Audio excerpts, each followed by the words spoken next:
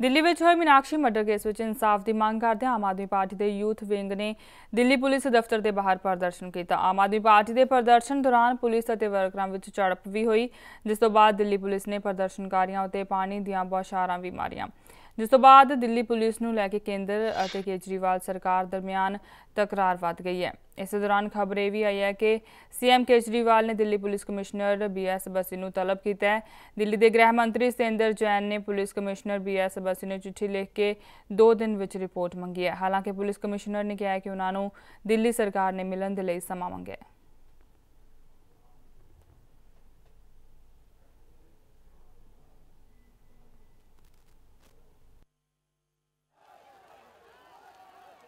Tentatively confirm किया है कि 4 बजे की मीटिंग ऑन है।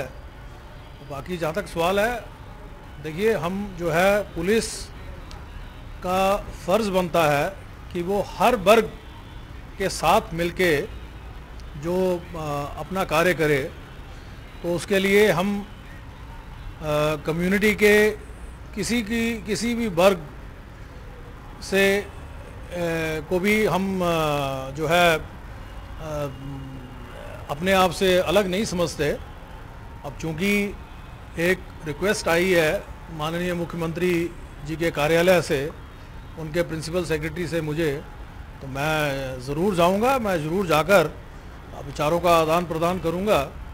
हो सकता है कि वो हमारे को कुछ ऐसी बात बताएं जो हमारे काम की हो। इसी तरह से हो सकता है कि मैं उन्हें कुछ ऐसी जानकारी दूं जिससे उनकी जो पुलिसिंग के बारे में जानकारी बढ़े, क्योंकि आफ्टर ऑल मुझे 38 साल पुलिस में कार्य करते हुए हो गए हैं।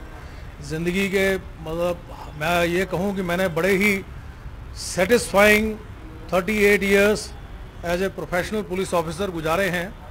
देखिए कौन स्वच्छंद घूम रहा है, कौन स्वच्छंद घूम रहा है। दिल्ली पुलिस ने दोनों को, जिन्होंने वो की, उनको दोनों को गिरफ्तार कर लिया गया। पुलिस ने अपनी कार्रवाई की है। पुलिस को और काम करना है, लेकिन इस तरह की घटनाएं ऐसी हैं जिसके बारे में आप प्रियम्प्ट नहीं कर सकते कि किसके मन में क्या है, कौन क्या कर रहा है। सवाल यह है कि इस समय इस इशू पर राजनीति करने की आवश्यकता नहीं है। जो केजरीवाल साहब बार बार चीज़ों पर राजनीति करते हैं, जिसकी मृत्यु की हत्या हुई है, वास्तव में हम सबके लिए बहुत ही गंभीर मसला है। किसी महिला की हत्या होना ये बहुत संवेदनशील मसला है, और इस पर जाकर के वो राजनीति करें कि दिल्ली पुलिस हमारे पास होनी चाहिए। अभी मैं उनसे पूछना चाहता हूं कि परसों उनके डिपार्टमेंट के एक अफसर ने 10 लाख का रिश्वत ले ली, तो क्या कहना चाहिए कि दिल्ली सरकार किसके अधीन होनी चाहिए। यानी इस तरह की बातें करना, गंभीरता से कम उनको बातें करनी चाहिए। मुख्यमंत्री हैं। पश्चिमी दिल्ली के विष्णु गार्डन इलाके में एक 4 मंजिला इमारत के डिग जाने के नाल करीब 10 लोगों की मौत हो गई है। अजे भी कई लोगों के मलबे में दबे होने का खदशा है। फिलहाल फायर ब्रिगेड ते NDRF दी टीमां बचाव ते राहत कार्यां में लगियां हुई ने। दस्सिया जा रहा है कि मस्जिद के ख्याला इलाके के C ब्लॉक के करीब स्थित इस बिल्डिंग के कोल ही बेसमेंट की खुदाई का काम चल रहा सी। इस दे नाल नी कमजोर होने दे नाल इमारत डिग गई।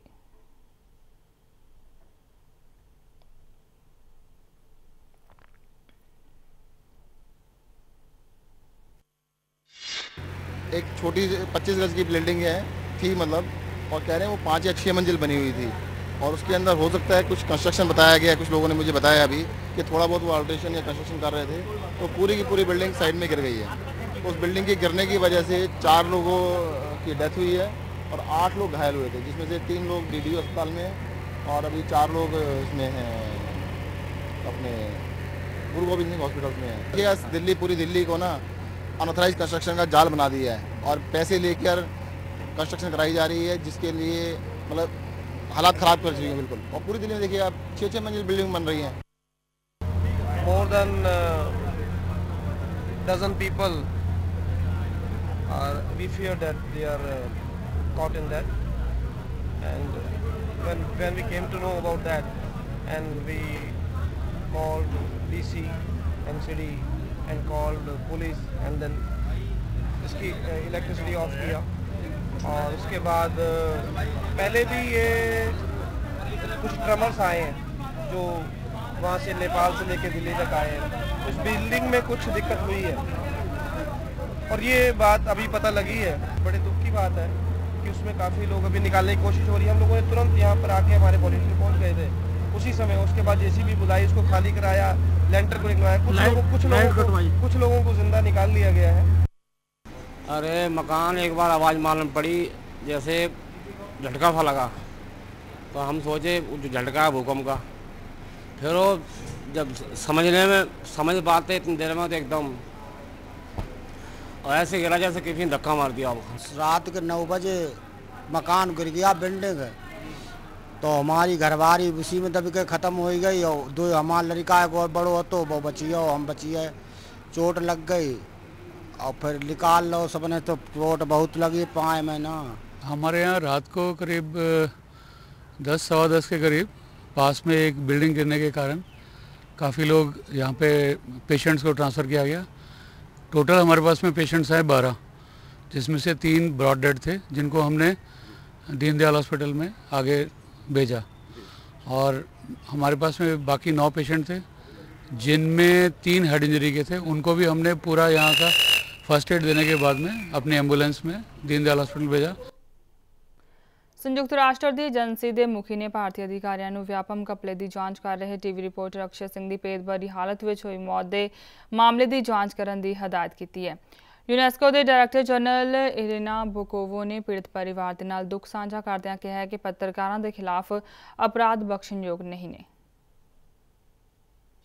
देखिए, जिस तरह से जो प्रजातंत्र के हमारे प्रहरी हैं, जो जर्नलिस्ट हैं, उनकी जिस तरह से मौतें हो रही हैं, कहीं उन्हें जिंदा जला दिया जा रहा है, कहीं मिस्टीरियस सर्कमस्टांसेस में उनकी मौत हो रही है, निश्चित ही चिंता का विषय है पूरे देश के लिए, पूरे विश्व के लिए। क्योंकि अगर प्रजातंत्र के ये प्रहरी ऐसे मारे जाएंगे तो निश्चित ही कहीं ना कहीं प्रजातंत्र को इस देश में खतरा है। तो एक प्रोब होनी चाहिए कि अक्षय कुमार सिंह जी की डेथ कैसे हुई, क्योंकि वो व्यापम में नम्रता डामोर जिसकी हत्या हुई है उसकी जांच कर रहे थे। उस दौरान उनकी मौत हुई है, जो कि अपने आप में मिस्टीरियस सर्कमस्टांसेस में हुई है। तो पता लगाना बहुत ज़रूरी है, क्योंकि ये पूरे व्यापम कांड की जड़ें बहुत गहरी हैं। लगातार करीब 48-50 मौतें इसमें हो चुकी है, जो कि बहुत बड़ा एक प्रश्न चिन्ह है कि आखिर वो सब लोग जो व्यापम से जुड़े हुए हैं उनकी मौत मिस्टीरियस सर्कमस्टांसेस में किस तरह से हुई। तो ये जांच अवश्य होनी चाहिए।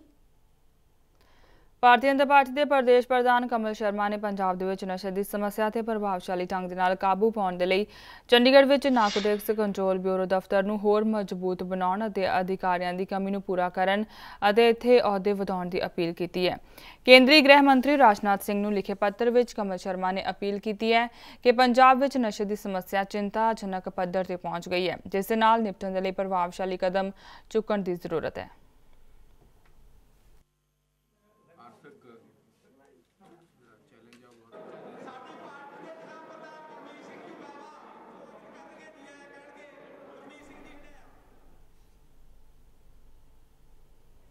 मोहाली विखे रैली दे विच हिस्सा लैण दे पहुंचे साबका कैबिनेट मंत्री और सीनियर कांग्रेसी आगू लाल सिंह ने साडे नाल कीती खास गलबात। आओ सुणदे हां उन्हां की कहा।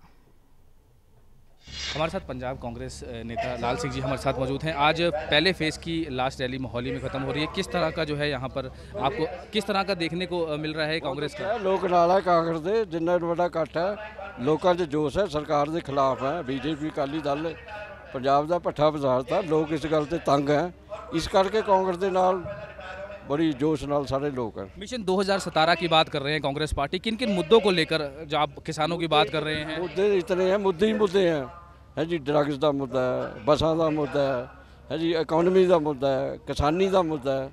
हर फ्रंट से सरकार फेल होगी। जब हर फ्रंट से सरकार फेल होगी, हर फ्रंट से मुद्दे ही मुद्दे हैं।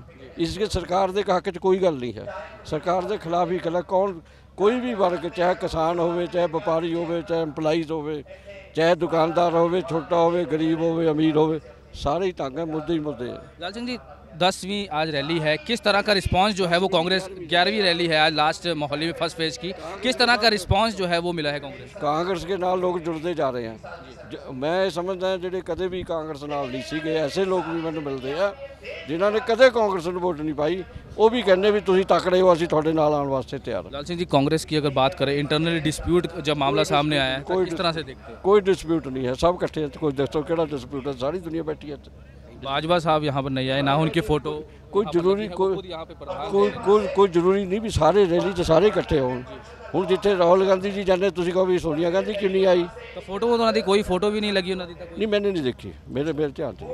तो साफ तौर पे यहाँ पर लाल सिंह जी का कहना है कि कांग्रेस पार्टी जो है वो बिल्कुल मजबूत है और आगे भी जो है इस तरह की रैलियाँ जो है वो करती रहें। मोहाली से कैमरामैन पंकज शर्मा के साथ Manoj Rathi, day night news. Patran ਸ਼ਹਿਰ ਦੀ ਲੱਖ ਵਾਲੀ ਬਸਤੀ ਵਿੱਚੋਂ ਪਾਤੜਾ ਪੁਲਿਸ ਨੇ ਦੇਹ ਵਪਾਰ ਦੇ ਧੰਦੇ ਦਾ ਪਰਦਾਫਾਸ਼ ਕੀਤਾ ਹੈ। ਜਾਣਕਾਰੀ ਦੇ ਅਨੁਸਾਰ ਇੱਕ ਔਰਤ ਵੱਲੋਂ ਕਿਰਾਏ ਤੇ ਲਏ ਗਏ ਮਕਾਨ ਵਿੱਚ ਚਲਾਏ ਜਾ ਰਹੇ ਇਸ ਦੇਹ ਵਪਾਰ ਦੇ ਅੱਡੇ ਵਿੱਚੋਂ ਪੁਲਿਸ ਨੇ ਛਾਪੇਮਾਰੀ ਕਰਕੇ 7 ਔਰਤਾਂ ਤੇ 8 ਵਿਅਕਤੀਆਂ ਨੂੰ ਮੌਕੇ ਤੇ ਕਾਬੂ ਕਰ ਲਿਆ। ਇਸ ਦੌਰਾਨ ਸਖਤ ਕਾਰਵਾਈ ਦੀ ਮੰਗ ਨੂੰ ਲੈ ਕੇ ਵੱਡੀ ਗਿਣਤੀ ਲੋਕ ਉਕਤ ਮਕਾਨ ਦੇ ਆਲੇ ਦੁਆਲੇ ਇਕੱਠੇ ਹੋ ਗਏ ਅਤੇ ਨਾਅਰੇਬਾਜ਼ੀ ਕਰਦਿਆਂ ਬਾਕੀ ਔਰਤਾਂ ਤੇ ਮਰਦਾਂ ਖਿਲਾਫ ਕਾਰਵਾਈ ਦੀ ਮੰਗ ਕੀਤੀ। ਮਾਮਲਾ ਭਗਤਾ ਦੇਖ ਕੇ ਡੀਐਸਪੀ ਪਾਤੜਾ ਸਵਰਨਜੀਤ ਸਿੰਘ ਦੇ ਦਿਸ਼ਾ ਨਿਰਦੇਸ਼ਾਂ ਤੇ ਬਾਕੀਆਂ ਨੂੰ ਥਾਣੇ ਲਿਆਂਦਾ ਗਿਆ। ਇਸ ਸੰਬੰਧੀ ਥਾਣਾ ਮੁਖੀ ਨੇ ਦੇਹ ਵਪਾਰ ਦਾ ਅੱਡਾ ਚਲਾਉਣ ਦੇ ਦੋਸ਼ਾਂ ਤਹਿਤ ਚਕਲਾ ਚਲਾਉਣ ਵਾਲੀ ਔਰਤ ਸਮੇਤ 6 ਹੋਰ ਔਰਤਾਂ ਅਤੇ 8 ਮਰਦਾਂ ਵਿਰੁੱਧ ਮੁਕੱਦਮਾ ਦਰਜ ਕਰਕੇ ਅਗਲੀ ਕਾਰਵਾਈ ਸ਼ੁਰੂ ਕਰ ਦਿੱਤੀ ਹੈ।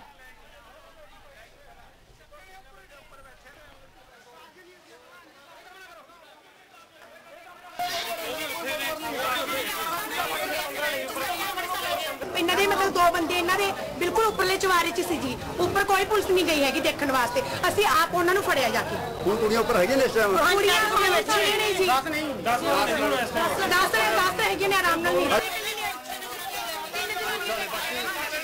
ਬੇਬਦਰ ਦੇ ਜਿਹਦੀ ਇਨਫੋਰਮੇਸ਼ਨ ਅਸੀਂ ਖੁਫੀਆ ਤੌਰ ਤੇ ਪਹਿਲਾਂ ਲਾਈ ਹੋਈ ਸੀਗੀ ਤੇ ਅੱਜ ਸਾਨੂੰ ਇਨਫੋਰਮੇਸ਼ਨ ਮਿਲੀ ਕਿ ਉੱਥੇ ਕਾਫੀ ਜਿਹੜੇ ਤਦਾਦ 'ਚ ਬੰਦੇ ਤੇ ਜਨਾਨੀਆਂ ਬੜੇ ਹੋਏ ਨੇ।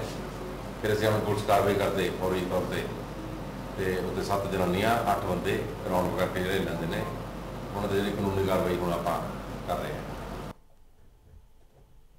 ਜ਼ਿਲ੍ਹਾ ਮੋਗਾ ਦੇ ਪਿੰਡ ਸਮਾਦ ਭਾਈ ਵਿਖੇ 29 ਜੂਨ ਨੂੰ ਹੋਏ ਅੰਨੇ ਕਤਲ ਦੀ ਗੁੱਥੀ ਸੁਲਝਾਉਂਦਿਆਂ ਮੋਗਾ ਪੁਲਿਸ ਨੇ ਇਸ ਮਾਮਲੇ ਵਿੱਚ ਇੱਕ ਔਰਤ ਸਮੇਤ 3 ਦੋਸ਼ੀਆਂ ਨੂੰ ਗ੍ਰਿਫਤਾਰ ਕੀਤਾ ਹੈ। ਗ੍ਰਿਫਤਾਰ ਕੀਤਾ ਗਿਆ ਮ੍ਰਿਤਕ ਦੇ ਚਾਚੇ ਦਾ ਲੜਕਾ ਅਮਨਦੀਪ ਹੈ। ਪੁਲਿਸ ਨੇ ਅਮਨਦੀਪ ਦੀ ਪਤਨੀ ਅਤੇ ਸਾਲੇ ਨੂੰ ਵੀ ਗ੍ਰਿਫਤਾਰ ਕੀਤਾ ਹੈ। ਪੁਲਿਸ ਦੇ ਮੁਤਾਬਕ ਮ੍ਰਿਤਕ ਗੁਰਜੰਟ ਸਿੰਘ ਪਿੰਡ ਜਲਾਲ ਵਿਖੇ ਫਰਨੀਚਰ ਦੀ ਦੁਕਾਨ ਤੇ ਪੇਟੀਆਂ ਬਣਾਉਣ ਦਾ ਕੰਮ ਕਰਦਾ ਸੀ, ਜਦਕਿ ਅਮਨਦੀਪ ਸਿੰਘ ਪੱਕੀ ਉਸਾਰੀ ਦਾ ਕੰਮ ਪਿੰਡ ਚੰਡਿਆਣਾ ਵਿਖੇ ਕਰਦਾ ਸੀ। ਗੁਰਜੰਟ ਸਿੰਘ ਦੇ ਆਪਣੇ ਗੁਆਂਢ ਰਹਿੰਦੀ ਭਾਬੀ ਨਗਿੰਦਰ ਕੌਰ ਦੇ ਨਾਲ ਕਰੀਬ 1.5 ਮਹੀਨਾ ਪਹਿਲਾਂ ਨਾਜਾਇਜ਼ ਸੰਬੰਧ ਬਣ ਗਏ ਸਨ। 27 ਜੂਨ ਨੂੰ ਦੋਸ਼ੀ ਅਮਨਦੀਪ ਸਿੰਘ ਨੂੰ ਆਪਣੀ ਘਰਵਾਲੀ ਦਾ ਫੋਨ ਚੈੱਕ ਕਰਨ ਤੇ ਸ਼ੱਕ ਹੋ ਗਿਆ ਅਤੇ ਉਸਨੇ ਦਬਾਅ ਪਾ ਕੇ ਪੁੱਛਣ ਤੇ ਉਸ ਦੀ ਘਰਵਾਲੀ ਨੇ ਆਪਣੇ ਸੰਬੰਧਾਂ ਬਾਰੇ ਦੱਸ ਦਿੱਤਾ, ਜਿਸ ਨੂੰ ਕਿ ਅਮਨਦੀਪ ਸਿੰਘ ਨੇ ਘਰ ਕਾਫੀ ਕਲੇਸ਼ ਕੀਤਾ। 28 ਜੂਨ ਨੂੰ ਉਸਨੇ ਆਪਣੀ ਪਤਨੀ ਤੇ ਦਬਾਅ ਪਾ ਕੇ ਗੁਰਜੰਟ ਸਿੰਘ ਨੂੰ ਘਰ ਬੁਲਾਇਆ ਅਤੇ ਗੁਰਜੰਟ ਸਿੰਘ ਦਾ ਕਤਲ ਕਰ ਦਿੱਤਾ।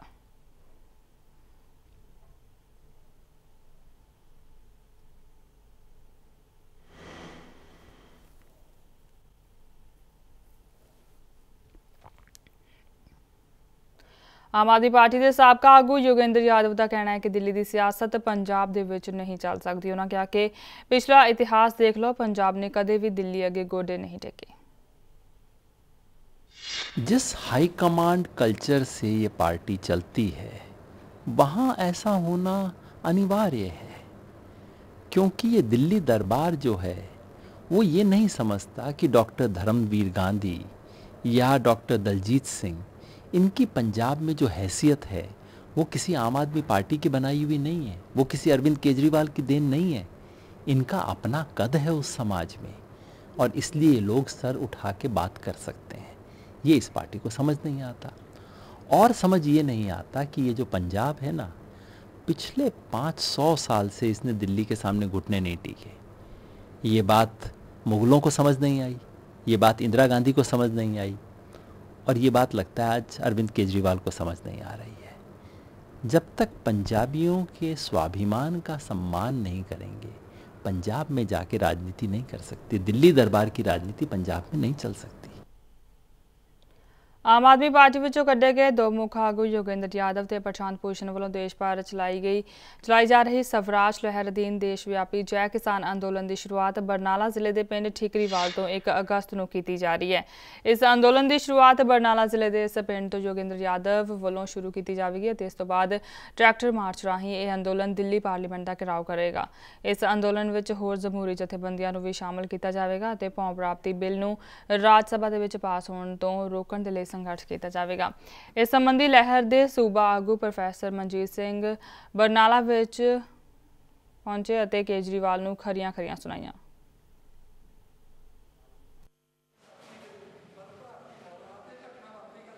मैं कहना ये ओहो ही केजरीवाल आ जिन्हें मार्च विच ये कहा सीगा कि जां ते इन्हां नूं कढ दिओ नहीं तो मैं अपने 67 MLA ला के अलग पार्टी बना लूँ।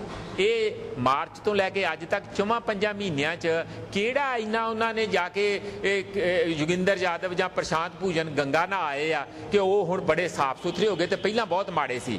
ये उन्होंने एहसास हो गया आ कि पार्टी के थम जोगिंदर यादव प्रशांत भूषण अजीत चाह जिन्ने भी बंदे सी ते हुणे दलजीत सिंह हुणां नूं जिहड़ा पंजाब चों कढिया यही तो पार्टी के थम सी, यही पार्टी नूं चलाउण वाले सी। उन्होंने एहसास हो रहा कि कढ के गुजारा नहीं होना, उन्हां दे नाल रख के ही केजरीवाल की जय जयकार आ। आपां सारे जानते हैं कि किवें मोदी जबरदस्ती किसानां नूं उन्हां दीआं ज़मीनां तो नवां बिल लिया के खदेड़ना चाहुंदा। ਉਹਦੇ ਵਿਰੁੱਧ ਸਾਰੇ ਦੇਸ਼ ਦੇ ਵਿੱਚ ਬੜੀ ਨਾਰਾਜ਼ਗੀ ਹੈ। पुंछ के शाहपुर में कस्बा और गुत्थियां पिंड नूं निशाना बना के पाक ने फायरिंग की। इस फायरिंग में 2 औरतां समेत 3 लोगों के जख्मी होने की खबर है।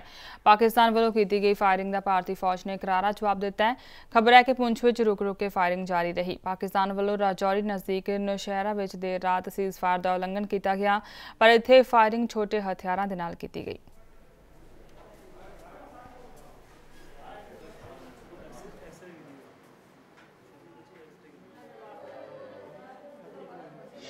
फायरिंग शुरू हो गई है लगातार दबा सट। तकरीबन बोल रहे हैं कि एक मकान के ऊपर लगाया गोला जिसके अंदर कोई नुकसान हो जाए। आप कहाँ गए थे आज?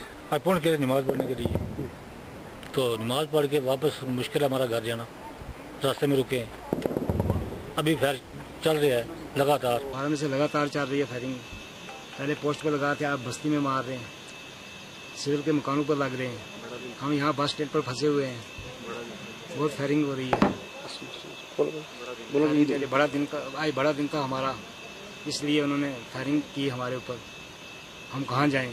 आप देखो कैसे लाते हैं, यहाँ बॉर्डर एरिया है। ऊफा विच प्रधानमंत्री नरेंद्र मोदी और पाकिस्तान के प्रधानमंत्री ने दोवल्ले संबंध सुधारन की गल की सी। मगरों नवाज शरीफ के पाकिस्तान परतदियां ही पाकिस्तान ने लखवी के वॉइस सैंपल देने तो मना कर दिता। इस नाल ही सरहद उत्ते पाकिस्तान वालों गोलीबारी भी लगातार की जा रही है। पाकिस्तान के इस यू टर्न उत्ते सुरक्षा माहिर और रिटायर्ड ब्रिगेडियर कुलदीप सिंह कालों का कहना है कि पाकिस्तान के लिए अजिहे वायदे करके मुकरना कोई नवी गल नहीं है।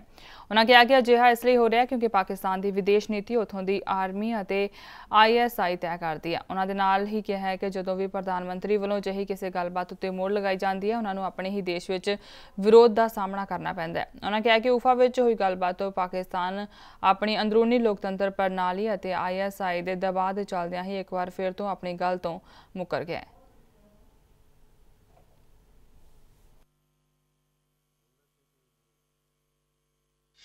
उनके बगैर दरअसल पाकिस्तान के अंदर ये जमहूरियत सरकार हो या डिक्टेटरशिप हो, वो उनके बगैर चल ही नहीं सकती। और विशेष तौर पर जबकि पाकिस्तान की जो फॉरेन पॉलिसी हमारे मुल्क के साथ है, भारतवर्ष के साथ जो फॉरेन पॉलिसी है, वो तो तय ही फौज या ISI करती है। इसलिए उन्होंने इसका विरोध करना लाजमी था और किया है।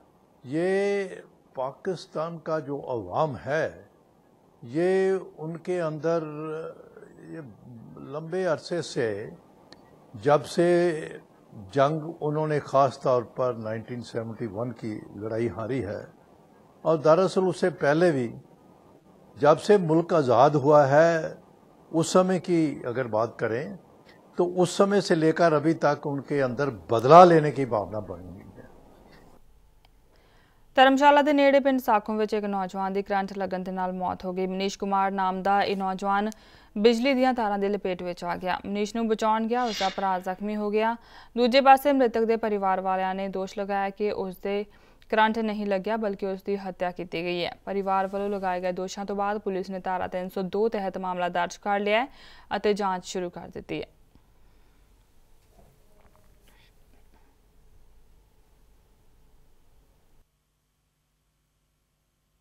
हादसा हुआ था, हम घर में थे सारे और हादसे की आवाज़ सुनी तो छोटा भाई चलाता हुआ आया घर। उन्होंने बोला कि ऐसा ऐसा हो गया, तो भागते हुए आए। हमें क्या पता था करंट लगाया हुआ है। ये तो ऊपर जब मैंने उसको उठाया बाजू में तो मेरे को भी करंट लग गया, तब देखा तो वो ख़त्म हो चुका था। मैंने तो कोई बचाव नहीं किया, मैंने तो उसको उठाया था लेकिन बिजली एकदम से बंद हो गई 2-3 मिनट के लिए और फिर मैं छोड़ दिया उस बिजली ने। तो फिर उसके बाद थोड़ी देर के बाद आई बिजली। फिर कल शाम को पुलिस को इन्फॉर्मेशन आई थी करीब 8 बजे की पास कि 2 पार्टियां वहाँ पे लड़ रही हैं सखोब के इलाके में और किसी एक आदमी को करंट लगा है। तो इस पर पुलिस मौके पे गई और देखा कि कुछ लोग लड़ाई कर रहे हैं वहाँ पे और भी काफ़ी लोग इकट्ठे हो रखे हैं वहाँ पे और ऐसे लग रहा था कि 2 गुटों की लड़ाई हो रही है। और उसके बाद पुलिस ने मौके की कार्रवाई करी और दोनों तरफ से क्रॉस केसेज रजिस्टर हुए। उत्तराखंड में 2 दिन तो लगातार रुक रुक के बारिश हो रही है जिस कारण कई थावां ते जमीन खिसक गई है ते जनजीवन प्रभावित हो गया है ਅਤੇ ਹੇਠਲੇ ਹਿੱਸੇ ਵਿੱਚ ਰਹਿੰਦੀ ਆਬਾਦੀ ਤੇ ਖਤਰਾ ਮੰਡਰਾ ਰਿਹਾ ਹੈ। ਭਾਰੀ ਬਾਰਿਸ਼ ਕਾਰਨ ਉੱਤਰਾਖੰਡ ਦੇ ਪਿਥੌਰਾਗੜ੍ਹ, ਉੱਤਰਕਾਂਸ਼ੀ, ਚਮੌਲੀ ਵਰਗੇ ਜ਼ਿਲ੍ਹਿਆਂ ਵਿੱਚ ਕਈ ਥਾਵਾਂ ਤੇ ਸੜਕਾਂ ਵਹਿ ਗਈਆਂ ਨੇ ਜਿਸ ਕਾਰਨ ਆਵਾਜਾਈ ਬੁਰੀ ਤਰ੍ਹਾਂ ਪ੍ਰਭਾਵਿਤ ਹੋਈ ਹੈ। ਮੌਸਮ ਵਿਭਾਗ ਨੇ ਅੱਗੇ ਵੀ 3 ਦਿਨ ਤੱਕ ਭਾਰੀ ਬਾਰਿਸ਼ ਪੈਣ ਦੀ ਚੇਤਾਵਨੀ ਜਾਰੀ ਕੀਤੀ ਹੈ। ਪ੍ਰਸ਼ਾਸਨ ਨੇ ਲੋਕਾਂ ਨੂੰ ਸਾਵਧਾਨੀ ਵਰਤਣ ਲਈ ਕਿਹਾ ਹੈ।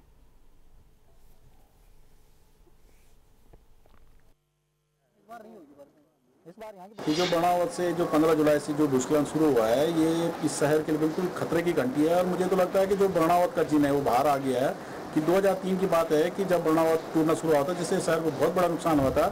तब केंद्र में अटल बिहारी वाजपेयी जी की सरकार थी और उन्होंने ही इसके उपचार के लिए 282 करोड़ रुपए की भारी भरकम धनराशि दी थी। और राज्य में क्योंकि कांग्रेस की सरकार थी और स्थानीय जो विधायक आजकल है क्योंकि आजकल भी कांग्रेस सरकार है, ये तब भी विधायक है और इन्हीं के कार्यकाल में जो बर्नावत का जो ट्रीटमेंट हुआ इन्हीं के कार्यकाल में हुआ। उत्तरकाशी में बर्नावत में जो पहले ट्रीटमेंट हुआ है उसमें विगत 2-3 दिन पहले एक धनराशि दिखाई दी है जिसकी वजह से शहर के ऊपर एक कोने पर कुछ पत्थर खिसकने शुरू हो गए थे जिसका तत्काल संज्ञान लेते हुए जिलाधिकारी महोदय ने मौके का इंस्पेक्शन किया था।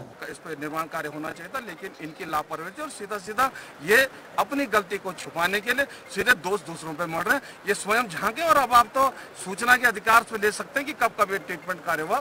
और जो लोग आज अपनी कमियों को छुपाने के लिए बात कर रहे हैं लेकिन ये सब बात क्या हम पक्ष और विपक्ष वाली बातें अलग है। हमारा काम सबसे पहले अपने शहर को बचाने का। बुलेटिन में फिलहाल इन्ना ही, इजाजत दिओ, धन्यवाद। खबरां दी दुनिया विच आओ साडे नाल कदे भी किते भी जुड़ो। आपां मिलांगे फेसबुक ते, असीं दिखांगे यूट्यूब ते, सानू फॉलो करो ट्विटर ते। खबरां नाल जुड़े रहो दिन रात।